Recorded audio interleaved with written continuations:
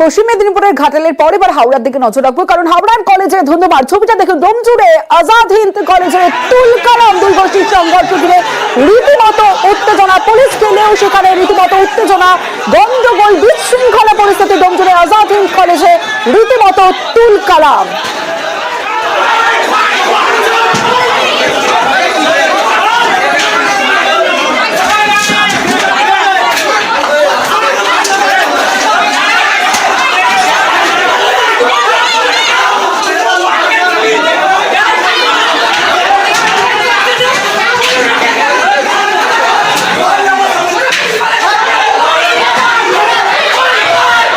দেবাশিস চক্রবর্তী রয়েছে, দেবাশিসের সঙ্গে কথা বলবো। দেবাশিস, ঠিক কি হয়েছিল, কি থেকে ঘটনার সূত্রপাত?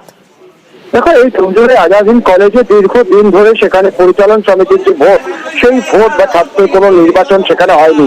সেখানে হঠাৎ করে এই ছাত্রদের জন্য এক সভাপতি, অর্থাৎ পরিচালন সমিতির সভাপতি, তাকে তুফান ঘোষ বলে এক ছাত্র নেতা, তাকে হঠাৎ তার নাম ঘোষণা করা হয় এবং এমএলএ জগৎবল্লভপুরের এমএলএ সীতানাথ ঘোষের তরফ থেকে তাকেই সেখানে দায়িত্ব দেওয়া হয়, এই তুফান ঘোষকে। তারপরেই কিন্তু ছাত্র বিক্ষোভ শুরু হয়।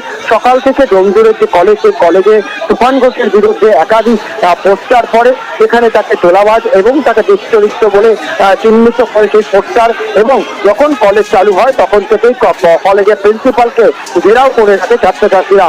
এরপর বিকালের দিকে যখন সেই ছাত্রছাত্রীদের ঘেরাও তুলতে আসে পুলিশ, সেখানে জমজমার কাণ্ড হয় এবং এই তুফান ঘোষ তার যে লোকজন ছিল তাদের সঙ্গে এই বিক্ষোভকারীদের ব্যাপক গন্ডগোল, মারামারি।